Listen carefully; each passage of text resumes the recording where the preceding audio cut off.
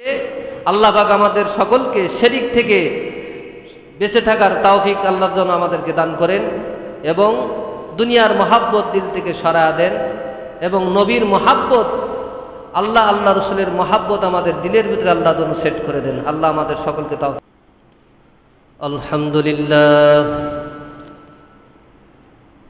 আলহামদুলিল্লাহি রাব্বিল আলামিন। আলহামদুলিল্লাহি নাহমাদুহু ওয়া নাস্তাঈনুহু ওয়া নাস্তাগফিরুহু ওয়া নু'মিনু বিহি ওয়া নাতাওয়াক্কালু আলাইহি ওয়া নাশহাদু আল লা ইলাহা ইল্লাল্লাহু ওয়াহদাহু লা শারীকা লাহু ওয়া নাশহাদু আন্না সাইয়্যিদানা ওয়া মাওলানা মুহাম্মাদান আবদুহু ওয়া রাসূলুহু আরসালাহু বিল হাক্কি বাশীরাও ওয়া নাদীরা ওয়া দাঈয়ান ইলাল্লাহি বিইذনিহি সিরাজাও ওয়া কমারাম মুনীরা। ফাকাদ ক্বালা আল্লাহু তাআলা ফী কালামিহিল মাজিদ আল-ফুরকানিহিল হামিদ।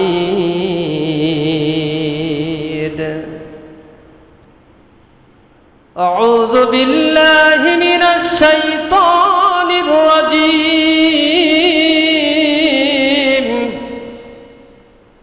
বিসমিল্লাহির রাহমানির রাহিম। ইন্নাশ শিরকা লাযুলমুন আযীম। বিসমিল্লাহির রাহমানির রাহিম। মা কানা মুহাম্মাদুন আবা আহাদিম মির রিজালিকুম ওয়ালাকিন রাসূলুল্লাহি ওয়া খাতামান নাবিয়্যিন ওয়া কানা আল্লাহু বিকুল্লি শাইইন আলীমা। ইন্নাল্লাহা ওয়া মালাইকাতাহু ইউসাল্লুনা আলান নাবিয়্যি ইয়া আইয়ুহাল্লাযীনা আমানু সাল্লু আলাইহি ওয়া সাল্লিমু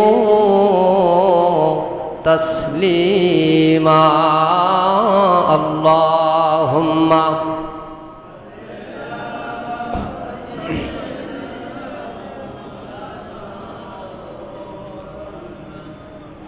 وعلى آل سيدنا نبينا محمد اللهم صل على سيدنا مولانا محمد وعلى آل سيدنا حبيبنا محمد। কোথায় আছো গো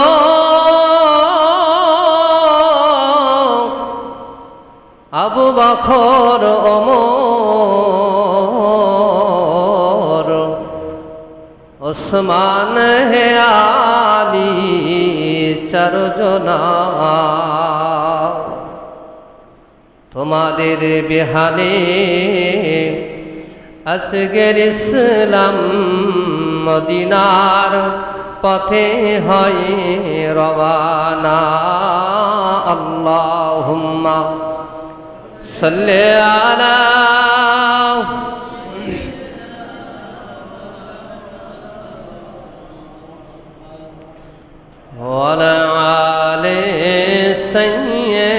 سيدنا نبينا محمد اللهم صل على سيدنا مولانا محمد وعلى آله سيدنا حبيبنا محمد قال النبي صلى الله عليه وسلم فرماسن حب الدنيا رأس كل خطيئة قال النبي صلى الله عليه وسلم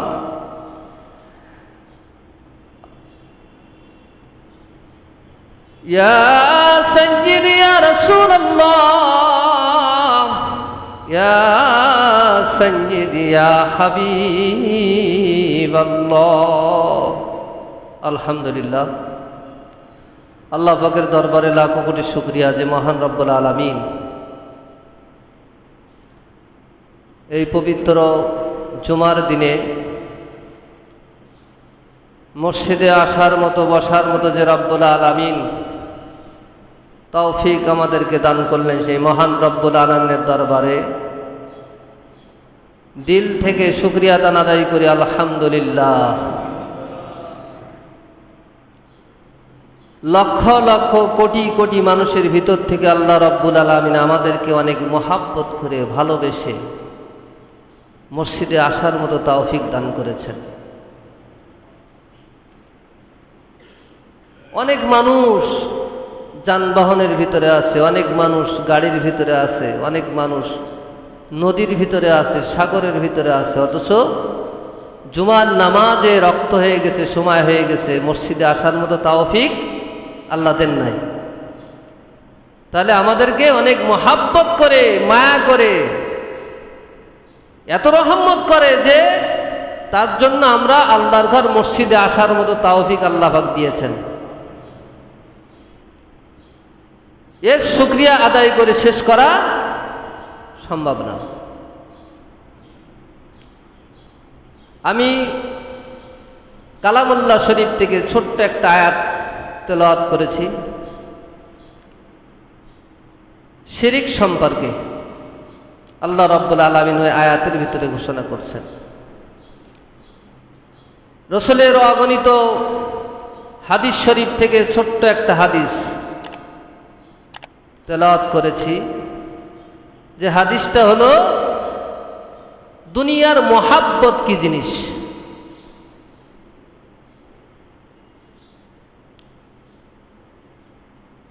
শিরিক আর দুনিয়ার মহাব্বত।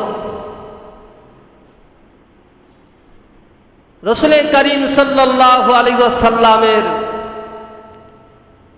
প্রতি যে আমরা দুরূদ শরীফ পাঠ করি, দুরূদ শরীফের ফজিলাত সম্পর্কে ছোট্ট একটা ঘটনা নিয়ে আজকের আলোচনা শুরু করব ইনশাআল্লাহ। আল্লাহ রাব্বুল আলামিন কালামে পাকের ভিতরে ঘোষণা করছেন, বিসমিল্লাহির রহমানির রহিম, ইন্নাশ শিরকা লাযুলমুন আযীম, সাদাকাল্লাহুল মাওলানাল আযীম। আমার আল্লাহ রাব্বুল আলামিন বলছেন, ও বান্দা, আমি তোমার সব অপরাধ সহ্য করতে পারি, সব অপরাধ আমি মেনে নিতে পারি, সব অপরাধ আমি মাফ করতে পারি, কিন্তু একটা অপরাধ আমি আল্লাহ পছন্দ করি না। আমি তোমাদের রব একমাত্র আল্লাহ। আমি একটা জিনিস পছন্দ করি না, সেটা হলো আমি তোমাদের একমাত্র মালিক, আমি তোমাদের একমাত্র রব। আমার সাথে তোমরা কাউকে শরীক করো না, কারণ আমি আল্লাহ তোমার সব গুনাহ মাফ করে দিতে পারি, কিন্তু শিরকের গুনাহ আমি আল্লাহ বরদাস্ত করতে পারি না। এটা কার কথা? আল্লাহ পাকে কালামের ভিতর দিয়ে জানাচ্ছেন যে ইন্না শিরকা লাযুলমুন আযীম, আমি আল্লাহ বান্দার সব গুনাহ মাফ করতে পারি, কিন্তু আমার সাথে কাউকে যদি শরীক করা হয় ওই গুনাহকে আমি আল্লাহ মাফ করি না। আমাদের মা বোনরা অনেক পীর ওলি আউলিয়াদের মাজারে যায়, বিভিন্ন বিপদ আপদ মুসিবতের জন্য মাজারে যে কি করে, আল্লাহর ওলির কাছে চাই যে আল্লাহর ওলি আমি এই বিপদে পড়েছি, এই বিপদ থেকে মুক্তি করার জন্য তুমি একটু দোয়া করো। আমার ওই কথার ভিতরে যে আমার শিরক গণ্য হচ্ছে এটা আমরা চিন্তা ফিকির করি না। আল্লাহর ওলির মাজারে যে যদি মাজারটা জিয়ারত করে চাইতে হবে কার কাছে? আমার আল্লাহ রাব্বুল আলামিনের কাছে চাইতে হবে। আল্লাহ, তোমার ওলি বান্দার কবরের পাশে দাঁড়াইয়া কবরটা জিয়ারত করার পরে তোমার ঘরে হাত পেতেছি, তোমার ওলির দরবারে হাত পাতি নাই, আমি তোমার দরবারে হাত পেতেছি রে মাওলা, আমি গুনাহগার, তোমার আল্লাহর ও তোমার ওলির কবরকে জিয়ারত করেছি মাবুদ, ওই ওসিলায় তুমি আমার এই বিপদ থেকে মুক্ত করে দাও। এইভাবে যদি জিয়ারত করে আল্লাহর কাছে চাওয়া হয় কখনো শরীক বলে গণ্য হবে না, হবে। এই জন্য চাওয়ার একটা মাধ্যম আছে, সিস্টেম আছে, এগুলোকে আমাদেরকে কি জানতে হবে, বুঝতে হবে।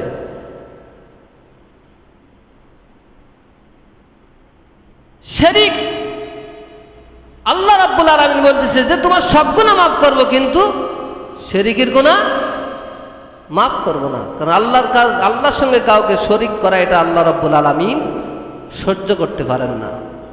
আল্লাহ এক, চাইতে হবে কার কাছে? আল্লাহ রাব্বুল আলামিনের কাছে, কোনো বান্দার কাছে না।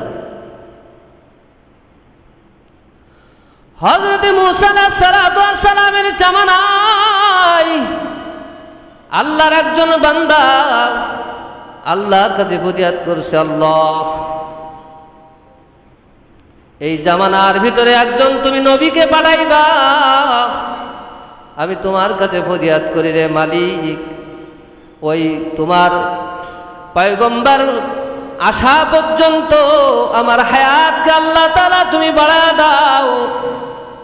আল্লাহ দরবারে ফরিয়াদ কবুল হয়ে গেছে, তার হায়াতকে বাড়ায় দেওয়া হয়েছে, কারণ হযরত মূসা আলাইহিস সালামের সাথে তার সাক্ষাৎ হবে। আল্লাহর বান্দা 450 বছর পর্যন্ত আল্লাহ রাব্বুল আলামিনের প্রত্যেকটা সেকেন্ড, প্রত্যেকটা সময়, সকাল থেকে সন্ধ্যা, সন্ধ্যা থেকে ভোর পর্যন্ত, রাত দিন 24 ঘন্টা আমার মাওলা পাকের শুকরিয়া আদায় করে। সর্বক্ষণ তার জবানে আল্লাহ তাআলার জিকির, সুবহানাল্লাহ, আলহামদুলিল্লাহ, ওয়া লা ইলাহা ইল্লাল্লাহু আল্লাহু আকবার, মাওলা পাকের শুকরিয়া আদায় করে। এক নয়, দুই নয়, 450 বছর পর্যন্ত আমার আল্লাহ তাআলার শুকরিয়া আদায় করতেছে। হযরত মূসা আলাইহিস সালামের সামনে হাজির হওয়ার পরে আল্লাহর নবী হযরত মূসা আলাইহিস সালাম দেখতেছেন যে আল্লাহর বান্দার জবানে সব সময় আল্লাহ পাকের শুকরিয়া, আল্লাহ পাকের জিকির করতেছে, কিন্তু আল্লাহর ওই বান্দার প্রত্যেকটা সময় তার শরীরের ভিতরে বল্লা নামে এই যন্ত্রটা, জীবটা তাকে একের পর এক ধ্বংসন করতেছে। হযরতে মূসা আলাইহিস সালাম বললেন, আল্লাহর বান্দা তুমি যে সর্বক্ষণ শুকরিয়া আদায় করো, তোমার গায়ে যে একের পর এক বল্লাটা কামড়াইতেছে, তুমি কোন নিয়ামতের শুকরিয়া আদায় করতেছো? আমার আল্লাহ রাব্বুল আলামিনের বান্দা বললে, আমি আমার মাওলা পাকের শুকরিয়া আদায় করি। কতদিন ধরে করো? আল্লাহর বান্দা জবাব দিচ্ছে, আমি 450 বছর ধরে আমার মাওলা পাকের শুকরিয়া আদায় করি। একের পর এক বল্লা টোকাইতেছে আর মাওলা পাকের শুকরিয়া আদায় করতেছে। আল্লাহর নবী হতবাক হয়ে গেছে যে একের পর এক বল্লাই কামড়ায় আর মাওলা পাকের শুকরিয়া আদায় করে। আল্লাহ নবী বলতেছে, আল্লাহর বান্দা কোন নিয়ামতের শুকরিয়া আদায় করো? আল্লাহর বান্দা বলতেছে যে বল্লাই কামড়াইতেছে, এই নিয়ামতের শুকরিয়া আমি আদায় করি। বল্লাই যে আমাকে একের পর এক দংশন করতেছে, এই নিয়ামতের শুকরিয়া আদায় করি আল্লাহ রাব্বুল আলামিনের দরবারে। ওটা কেমন নিয়ামত এটাকে জানতে হবে, বুঝতে হবে নাকি? আল্লাহ নবী বলল, বান্দা কিরকম বল্লাই কামড়ানোর শুকরিয়া আদায় করো? আল্লাহর বান্দা বলতেছে যে বল্লাই দংশন করার শুকরিয়া আদায় করি আমার আল্লাহ রাব্বুল আলামিনের দরবারে। কারণ বল্লাই যত আমাকে কামড়ায় আমার শরীরে কোনো ঘুম থাকে না, যন্ত্রণা থাকে। আর ওই যন্ত্রণায় যে আমার ঘুম আসে না, নিদ্রা আসে না, রাত দিন 24 ঘন্টা আমার মাওলা পাকের শুকরিয়া আদায় করার সুযোগটা পেয়েছি একমাত্র বল্লাই দংশন করার কারণে। কারণ বল্লাই যে আমাকে দংশন করে, এই যন্ত্রণার চোটে আমার ঘুম আসে না। ঘুম না আসার কারণে আমি রাত দিন 24 ঘন্টা আমার মাওলা পাকের শুকরিয়া আদায় করতে পারি। এটাই তার কাছে নিয়ামত। কারণ বল্লাই যদি আমাকে দংশন না করত, দিনে জেগে থাকতাম, রাত্রি ঘুমাতাম, ঘুমের ভিতরে তো আমার মাওলা পাকের জিকির করতে পারতাম না, আমার আল্লাহ রাব্বুল আলামিনের শুকরিয়া আদায় করতে পারতাম না।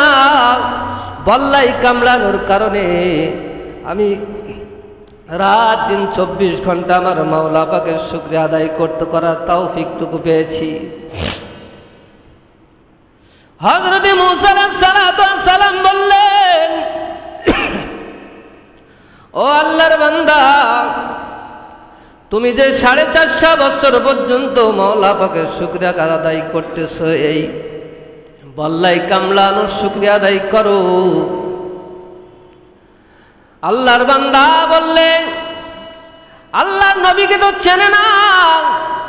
আল্লাহর বান্দা বলতেছে, আমার মাওলা পাকের কাছে আমি চেয়ে নিছি, আল্লাহ এই জামানার ভিতরে তুমি একজন নবীকে পাঠাইবা,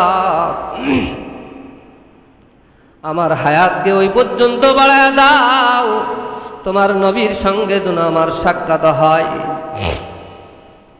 হযরত মূসা আলাইহিস সালাম বললেন, আর কি আশা আপনার ভিতরে আছে বলেন? আল্লাহর বান্দা বলতেছে, আমার দুটো আশা। একটা হলো হযরত মূসা আলাইহিস সালামের সাক্ষাৎ। এক নম্বর আল্লাহর কাছে চাওয়া হযরত মূসা আলাইহিস সালামের সঙ্গে সাক্ষাৎ। আর দ্বিতীয় নম্বরের আশা হলো এক গ্লাস ঠান্ডা পানি পান করতে চাই। তার মনের ভিতরে কয়টা আশা? দুটো আশা। এক নম্বরে আল্লাহর কাছে চেয়ে এনেছে যে হযরত মূসা আলাইহিস সালামের আশা পর্যন্ত আল্লাহ তুমি সাক্ষাৎ পর্যন্ত আমার হায়াতকে বাড়ায়া দাও। আর হযরত মূসা আলাইহিস সালামের সামনে আরেকটা আশার কথা বলছে যে এক গ্লাস ঠান্ডা পানি পান করতে চায়। আশা হলো দুটো। মাওলা পাকের কাছে চাইছে হযরত মূসা আলাইহিস সালামের সাক্ষাৎ, হায়াতকে বাড়ায় দাও, আল্লাহ বাড়ায় দিয়েছে। দ্বিতীয় নম্বরের চাওয়াটা কার কাছে চাইলো? এক গ্লাস ঠান্ডা পানি আমার মাওলা পাকের কাছে চাই নাই, এক গ্লাস ঠান্ডা পানি চেয়েছে আল্লাহর নবী হযরত মূসা আলাইহিস সালামের কাছে। আল্লাহ নবী বলল, ও আল্লাহর বান্দা, তোমার দুটো আশা এক্ষুনি পূরণ করা হবে। এক নম্বর আশা, আমি আল্লাহর নবী হযরত মুসা আলাইহিস সালাম আমার সাথে তোমার সাক্ষাৎ হয়ে গেল। আর দ্বিতীয় নম্বর আশা হলো এক গ্লাস ঠান্ডা পানি পান করতে চাও, আমি তোমার জন্য পানি আনার জন্য যাইতেছি। আল্লাহর নবী হযরত মুসা আলাইহিস সালাম পানি আনতে চলে গেলেন। পাশের জঙ্গলের হিংস্র বাঘ মুসা আলাইহিস সালাম পানি আনার জন্য চলে গেলেন। জঙ্গল থেকে বাঘ আসিয়া আল্লাহর বান্দাকে কামড়ায় ছিঁড়ে টুকরা টুকরা করে ছিন্ন ভিন্ন করে ফেলল। হযরত মুসা আলাইহিস সালাম পানি নিয়ে আসার পরে আল্লাহর বান্দাকে খুঁজতেছে, পাচ্ছে না। চারিদিক খোঁজার পরে দেখে আল্লাহর বান্দার তার বডির বিভিন্ন অঙ্গ প্রত্যঙ্গ বিভিন্ন দিকে ছড়ানো, জমিনটা রক্তে লাল হয়ে গেছে। হযরত মুসা আলাইহিস সালাম হতবাক হয়ে গেলেন। কারণটা কি? আল্লাহর এই বান্দা 450 বছর পর্যন্ত মাওলা পাকের শুকরিয়া আদায় করে, আমার মাওলা পাকের জিকির আজগার করে, তার মওত এত কঠিন কেন? হযরত মুসা আলাইহিস সালাম পানির গ্লাস ধুয়ে দিলেন, তোর পাহাড়ের দিকে রওনা দিলেন। তোর পাহাড়ের কাছে যাওয়ার পরে আমার আল্লাহ রাব্বুল আলামিনের কাছে জানতেছেন, আল্লাহ আমি তোমার কাছে জানতে চাই যে বান্দা তোমার 450 বছর পর্যন্ত তোমার শুকরিয়া আদায় করে, রাত দিন 24 ঘন্টার ভিতরে ঘুমাই না, তার শরীরের ভিতরে একের পর এক বল্লা কামড়াইতেছে, এরপরও তোমার শুকরিয়া আদায় করে, আল্লাহ তোমার এই বান্দার মওত কেন এত কঠিন ভাবে হলো? আমি একটু জানতে চাই। আমার আল্লাহ রাব্বুল আলামিন হযরত মুসা আলাইহিস সালামকে ডেকে বললেন, ও মুসা তুমি জানতে চাও, আমি তোমার প্রশ্নের উত্তর দিচ্ছি। আমি যে বান্দার হায়াতকে 450 বছর পর্যন্ত আমার যে বান্দার হায়াতকে আমি আল্লাহ তাআলা দিলাম, আমার যে বান্দাকে 450 বছর পর্যন্ত বাঁচায় রাখলাম, আমার যে বান্দাকে 450 বছর পর্যন্ত খাওয়ালাম, আমার যে বান্দাকে 450 বছর পর্যন্ত পানি পান করাইলাম, আমার যে বান্দাকে আমি এত সুন্দর করে তাকে বাঁচায় রাখলাম, যে বান্দাকে আমি 450 বছর পর্যন্ত খাওয়াইছি, আজকে কি এক গ্লাস ঠান্ডা পানি আমি আল্লাহকে তারে খাওয়াতে পারতাম না? ও মুসা, আমি আল্লাহ আমার কাছে না চাইয়া এক গ্লাস ঠান্ডা পানি তোমার কাছে চাইলো, এতটুকু অপরাধের কারণে তার মৃত্যুটা এত কঠিন। কারণ সে ডাইরেক্ট শিরক করে নাই। যেমন মনে করেন আতরের বোতল যদি খোলা হয়, মাখা লাগে না, আতরের বোতল খোলার পরে কি তার ঘিরান নাকে আসে কি আসে না? আতরের বোতল খোলার সাথে সাথে কিন্তু আতরের সেন্ট, আতরের সৌরভ কিন্তু নাকে চলে আসে। আমার আল্লাহ রাব্বুল আলামিন বুঝাইতেছেন, ও মুসা আমার বান্দা ডাইরেক্ট শিরক করে নাই, কি করছে? সে শিরকের গন্ধ তার ভিতরে নিয়েছে, যার কারণে তার মওতটা এত কঠিন ভাবে হলো। সে শিরক করে নাই, শিরকের ঘ্রাণটা নিয়েছে শুধু। অথচ আমাদের দেখেন চলার ভিতরে বলার ভিতরে বিভিন্ন কার্যকলাপের ভিতরে কিন্তু আমরা প্রতিনিয়ত শিরকের ভিতরে চলতেছি, অজানার ভিতর দিয়ে কিন্তু শিরক হয়ে যাচ্ছে, আমরা চিন্তা ফিকির করি না। এই জন্য আমাদেরকে বুঝতে হবে এবং চেষ্টা করতে হবে যে শিরক থেকে বেঁচে থাকার। কারণ আল্লাহ প্রত্যেকটা গুনাহ তওবার মাধ্যম দিয়ে আল্লাহ মাফ করে দেবেন, কিন্তু শিরকের গুনাহ আল্লাহ মাফ করবেন না। রাসূল কারীম সাল্লাল্লাহু আলাইহি ওয়াসাল্লামের ছোট্ট একটা হাদিস হুব্বুদ দুনিয়া রাসু কুল্লি খতিয়া। ক্বালা নবী সাল্লাল্লাহু আলাইহি ওয়াসাল্লাম ফরমায়াছেন, ও বান্দা, দুনিয়ার মোহাব্বত সমস্ত গুনাহের মূল। দুনিয়ার মোহাব্বত সমস্ত গুনাহের মূল। দুনিয়ার মোহাব্বত যদি দিলের ভেতরে থাকে, দুনিয়ার মোহাব্বত যত সময় পর্যন্ত আপনি আমি দিল থেকে সরাতে না পারবো, পরকালের আশা আপনার আমার জন্য হবে না।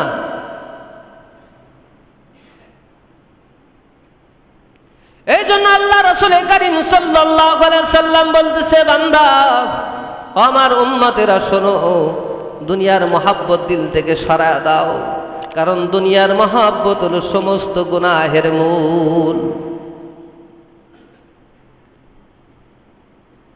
রাসূল কারীম সাল্লাল্লাহু আলাইহি ওয়াসাল্লাম যখন আল্লাহ রাব্বুল আলামিন দুনিয়াতে প্রেরণ করলেন, ভূমিষ্ঠ করলেন, সব থেকে বেশি চিন্তিত এবং ভয় পেয়েছেন কোন ব্যক্তি? সব থেকে চিন্তিত এবং ভয় পেয়েছেন সে একমাত্র ইবলিস শয়তান। অন্য জামানার যত নবীদেরকে আল্লাহ রাব্বুল আলামিন পাঠাইছেন, ওই রকম ভয় আর চিন্তিত কখনো ইবলিস শয়তান হন নাই। তাই শাগরেদরা বলতেছে যে, হুজুর, আপনি আমাদের গুরু, আজকে এত বছর আপনার সাথে কাজ করি, কিন্তু এরকম মুখ মলিন চিন্তিত ভাব আমরা কখনো দেখি নাই।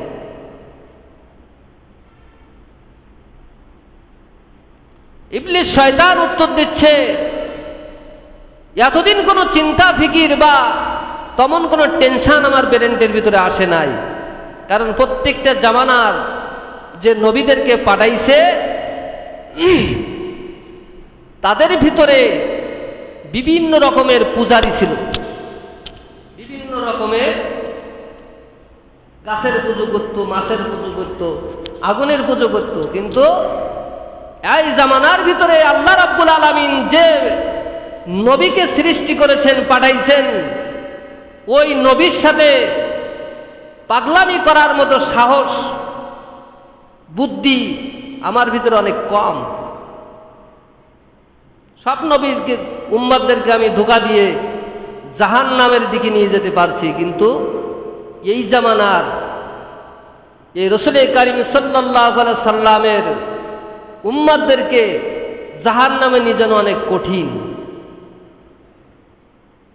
কারণ তাদের দাম, তাদের মর্যাদা অনেক বেশি।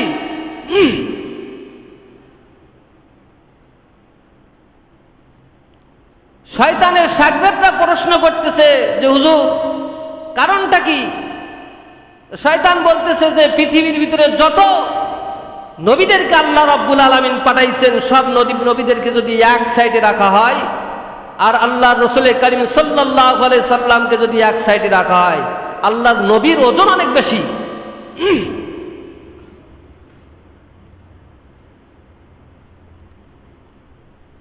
যে নবীর সুপারিশ ছাড়া জান্নাতে যাওয়ার কোনো ওসিলা আমরা পাবো না, কারণ আল্লাহ রাসূল কারীম সাল্লাল্লাহু আলাইহি ওয়াসাল্লামের সুপারিশ ছাড়া আপনাকে আমাকে জান্নাতে যাওয়া সম্ভব না।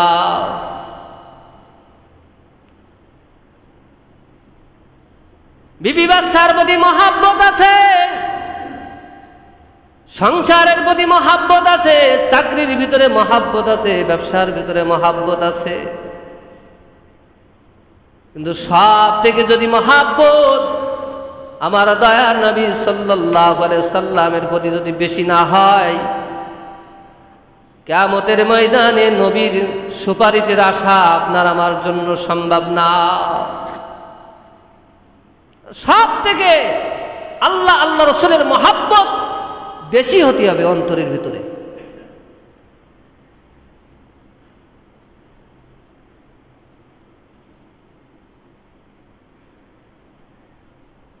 শায়েখ শিবলি রহমাতুল্লাহি আলাইহি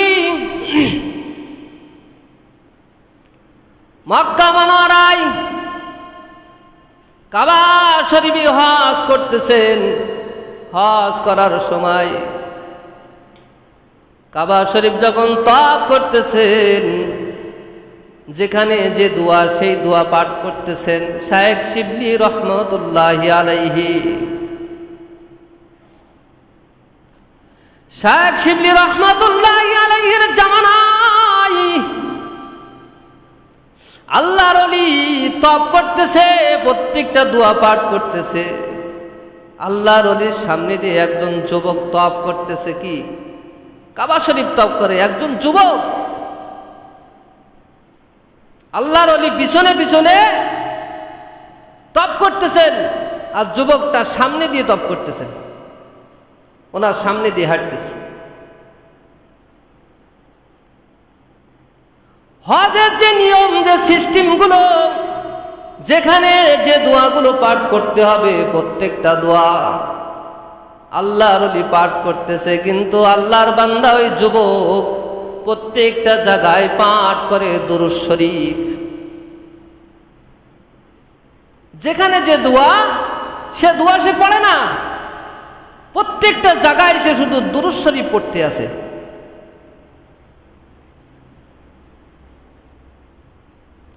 আল্লাহর ওলি শায়েখ শিবলি রহমাতুল্লাহি আলাইহি বললেন, ও যুবক,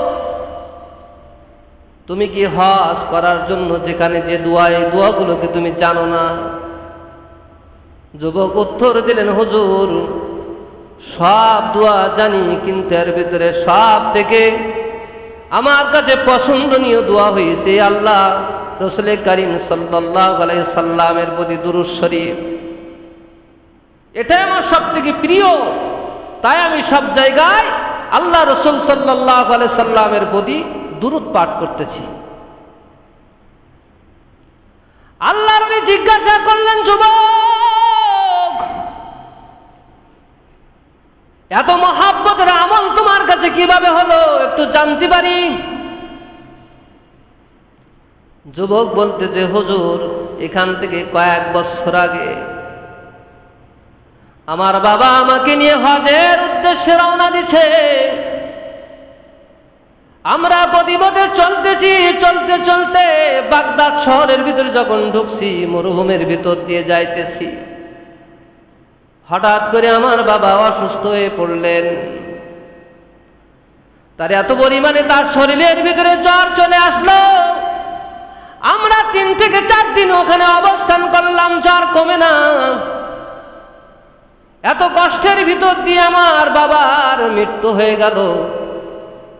মৃত্যু হওয়ার সাথে সাথে আমার বাবার চেহারার দিকে তাকা দেখলাম, বাবার চেহারা শুকুরের চেহারার মতো হয়ে গেছে। বাবার মৃত্যুবরণ করার পরে বাবার চেহারা শুকুরের চেহারা হয়ে গেছে। আমি দেখার পরে আমার এতটা খারাপ লাগতেছে, আমি একটা কাপড় দিয়ে বাবার মুখটা ঢেকে দিলাম, কান্নাকাটি করে ভেঙে পড়লাম। এই মরুভূমির ভিতরে চিন্তার ভিতরে পড়ে গেলাম। চারিপাশে কোনো মানুষ নাই, লোক নাই। আমার বাবা মারা গেছে, তার দাফন কাফনের ব্যবস্থা একা একা কিভাবে করব? এত কঠিন চিন্তার ভিতর দিয়ে কান্নাকাটি করতে করতে বাবার বুকের পারে কখন তার চোখের ভিতরে ঘুম চলে আসছে। যখন ঘুম চলে আসে, ঘুম পড়ার পরে ঘুমের ভিতরে স্বপ্ন দেখতেছে, এত সুন্দর একজন মানুষ, এরকম চেহারার মানুষ দুনিয়াতে কখনো দেখি নাই। তার আগমন ঘটলো। আগমন ঘটার পরে বাবার চেহারার পর থেকে, মুখের পর থেকে কাপড়টা সরায়া একটা হাত তার মুখের পরে বুলায়া দিল। হাতটা বুলানোর সাথে সাথে আমার বাবার চেহারা নুরান্বিত হয়ে গেল। আমি ঘুমের ভিতরে শব্দের ভিতর দিয়ে দেখতেছি বাবার চেহারা নুরান্বিত হয়ে গেছে। আমি ওই সুদর্শন ব্যক্তি, যার চেহারা এত সুন্দর চেহারার মানুষ, আমি তার কাছে প্রশ্ন করতেছি, আপনি কে? আমার বাবার মুখের কাছে যখন হাত বোলাইলেন, বাবার চেহারা সুন্দর হয়ে গেল। আপনার পরিচয়টা একটু জানতে পারি? সাথে সাথে বলল, যুবক, পরিচয় আমি দিব। যুবক বলল, হুজুর, আপনি কোথা থেকে আসছেন, কিভাবে আসছেন? মরুভূমির ভিতরে তো কোনো মানুষ নাই। তখন যুবকের প্রশ্নের উত্তর দিয়ে দিলেন, হে যুবক, আমি দুনিয়ার কোনো সাধারণ মানুষ না, আমি রাসূল করিম সাল্লাল্লাহু আলাইহি ওয়াসাল্লাম, আল্লাহর নবী। যুবকের প্রশ্নের উত্তর দিচ্ছে। যুবক বলতেছে, হুজুর, আপনি কিভাবে এখানে আসলেন? কিভাবে জানতে পারলেন আমার বাবা মারা গেছে? আল্লাহর নবী সাল্লাল্লাহু আলাইহি ওয়াসাল্লাম যুবককে বলল, যুবক, তোমার বাবা প্রতিদিন আমার কাছে আমার পরে 300 বার দুরূদ শরীফের আমল করত। কয়বার? 300 বার দুরূদের আমল করত। তোমার বাবার দুরূদের আমল, দুরূদ শরীফ তখন আমার রওজা পাকে পৌঁছায় নাই। যে ফেরেশতা তোমার বাবার দুরূদ শরীফের আমল আমার কাছে পৌঁছাইতো, দুরূদ শরীফ আমার দরবারে পাঠাইতো, যে ফেরেশতা ওই দুরূদ শরীফ আমার কাছে আনতো, আমি ওই ফেরেশতার কাছে প্রশ্ন করলাম, ফেরেশতা, আমার এই উম্মত যে প্রতিদিন 300 বার দুরূদ শরীফ পাঠ করে আমার রওজায় পাঠাইতো, আজকে কেন তার দুরূদের আমল আমার পর্যন্ত পৌঁছাইল না? আমার আল্লাহর ফেরেশতা বললেন, ইয়া রাসূলুল্লাহ, ইয়া হাবিবাল্লাহ, আপনার ওই উম্মতের আজকে মওত হয়ে গেছে। সে এখন অনেক কষ্টের ভিতরে আছে, সে মৃত্যুবরণ করেছে। তার চেহারার বিবরণ হলো এই। রাসূল করিম সাল্লাল্লাহু আলাইহি ওয়াসাল্লাম শোনার সাথে সাথে বললেন, ও ফেরেশতা, আমার যে উম্মত প্রতিদিন আমার কাছে 300 বার দুরূদ শরীফ পাঠ করে পাঠাইতো, তার চেহারা এরকম হয়ে গেছে। আল্লাহ রাসূল সাল্লাল্লাহু আলাইহি সাল্লামের অন্তরের ভিতরে খারাপ লাগলো, কষ্ট লাগলো। দয়ার নবী সাল্লাল্লাহু আলাইহি সাল্লাম যুবককে বলতেছে, যুবক, ফেরেশতার কাছে জানার পরে আমি সাথে সাথে তোমার বাবার কাছে চলে আসলাম। তোমার বাবার মুখে আমি হাত বোলাইলাম। বোলানোর পরে তোমার বাবার চেহারা সুন্দর হয়ে গেছে। তোমার বাবা যে দুরূদ শরীফের আমল করত, তোমার বাবার হালত খারাপ বলে আমি রাসূল তো সহ্য করতে পারি না।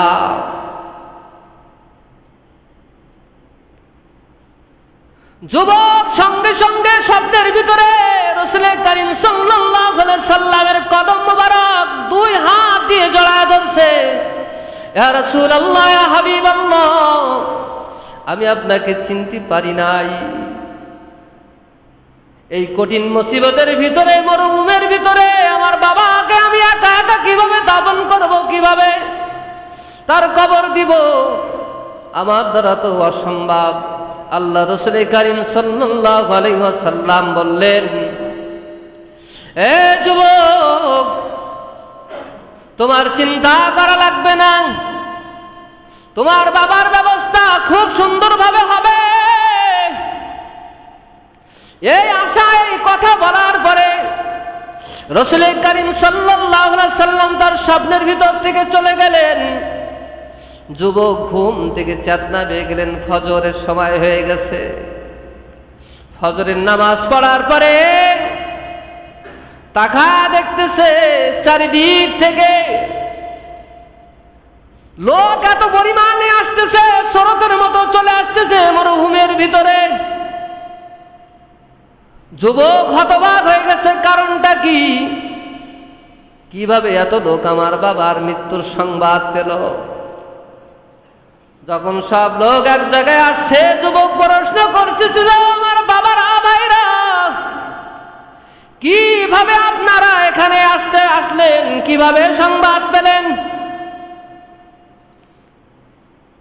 ওই জামানার আল্লাহর বান্দারা উত্তর দিচ্ছে, এ যুবক, তোমার বাবা মারা গেছে, আমরা সংবাদ পেয়েছি। গায়েব থেকে এমন একটা আওয়াজ আমাদের কাছে পৌঁছাইছে যে কেউ যদি তোমাদের গুনাহকে মাফ করতে চাও, অমুক জায়গায় একজন ব্যক্তি মারা গেছে, ওর জানাজায় যে শরীক হও। গায়েব থেকে আওয়াজ যখন আমাদের কানে আসছে, আসার পরে আমরা তোমার বাবার জানাজার জন্য এখানে অবস্থান করেছি, হাজির হয়েছি। আমরা গায়েব থেকে আওয়াজ পেয়েছি।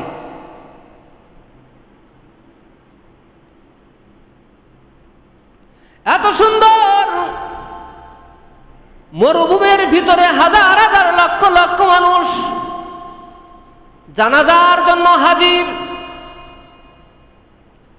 জানাজা হলো দাফন কাফনের ব্যবস্থা করে কবরস্থ করার পরে আমার বাবার সুন্দরভাবে আমি আমার বাবাকে জানাজা পড়ায়ে সুন্দরভাবে তার দাফন কাফনের ব্যবস্থা করতে পারছি।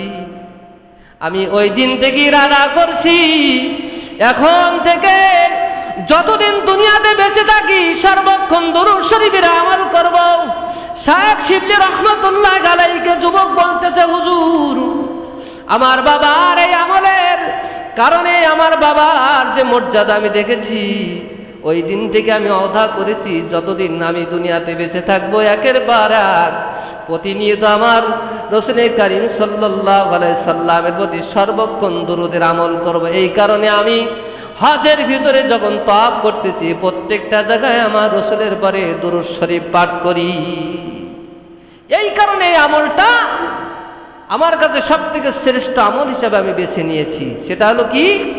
দুরূদ শরীফের আমল। তাহলে প্রথম নম্বরে আল্লাহ রাব্বুল আলামিন কালামে পাকের ভিতরে বলছেন যে শিরক থেকে তোমরা মুক্ত থাকো, কারণ শিরকের গুনাহ আমি আল্লাহ মাফ করি না। দ্বিতীয় নম্বর কি? হুব্বুদ দুনিয়া রাসু কুল্লি খতিয়া। এই হাদিসের প্রতি আমাদেরকে পূর্ণ ইয়াকিন এবং আমলে পরিণত করতে হবে যে দুনিয়ার মহাব্বত আপনার আমার দিল থেকে সরাইতে হবে। আর বেশির থেকে বেশি দুরূদ শরীফের আমল করতে হবে। আমরা দুরূদ পড়ার সময় অনেকে পড়ি, অনেকে ভক্তি করে পড়ি না। কারণ আপনি আমল করার পরে আল্লাহ পাকের দরবারে যখন ফরিয়াদ করবেন, যদি আপনি দুরূদ শরীফ পাঠ না করে দোয়া করেন, ওই দোয়া নাও কবুল হতে পারে। শর্ত হলো যদি আপনি দুরূদ পাঠ করার পরে আল্লাহ রাব্বুল আলামিনের কাছে ফরিয়াদ করেন, আল্লাহ রাব্বুল আলামিন ওই দোয়া ফরিয়াদকে আল্লাহ রাব্বুল আলামিন সহজে ফেরান নাই। এই জন্য আমাদেরকে আল্লাহ পাক আমাদের সকলকে শিরক থেকে বেঁচে থাকার তৌফিক আল্লাহর জন্য আমাদেরকে দান করেন এবং দুনিয়ার মহাব্বত দিল থেকে সরায়া দেন এবং নবীর মহাব্বত, আল্লাহ রসুলের মহাব্বত আমাদের দিলের ভিতরে আল্লাহ যেন সেট করে দেন। আল্লাহ আমাদের সকলকে তৌফিক দান করুন, সকলে আমিন। যাদের